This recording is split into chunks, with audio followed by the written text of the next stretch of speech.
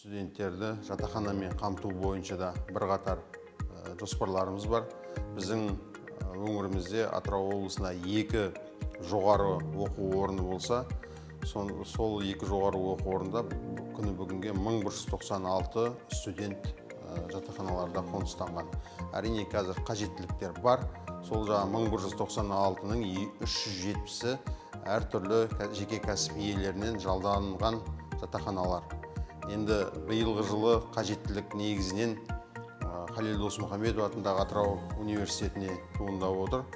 Осы орайда облыстық әкімдіктің қазіргі жоспарына сәйкес жаңадан 900 орындық студенттер үйін салу үшін арнайы жобалық құжаттама былтырғы жылы басталған болатын. Биылғы жылы осы жобаны аяқтап қаржыландыру мүмкіндіктерін қарастырамыз деп отырмыз. Бұл жоғары білім және ғылым министрлігімен бірлесіп жергілікті бюджет есебінен және министрліктің есебінен қаржыландыру көзін ұйымдастырамыз деген жоспарымыз бар. Осы 900 орындық жатақхананың мәселесі толық көлемде шешілген жағдайда біздің жоғары оқу орындарында жатақханаға деген қажеттілікті толық көлемге орындаймыз. Ал колледждерде 24 облысымызда колледж болса, соның 17 колледжінде жалпы сыйымдылығы 1645 студентті қамтитын жатақханалар бар. Осы жатақханалармен қамтылған студенттердің саны қазір 1313-ті құрап отыр.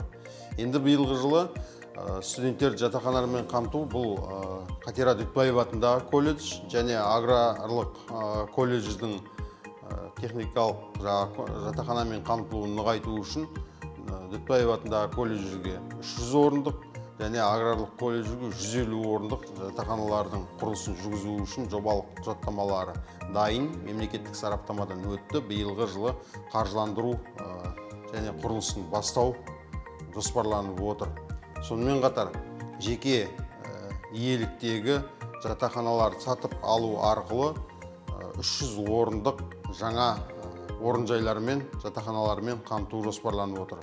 Осы жұмыстардың барлығын атқарғанда біздің колледждердегі жатақханамен қамтылу көрсеткіші 45-6%-ке ұлғаяды, немесе бұл 750 орынға артатын болады.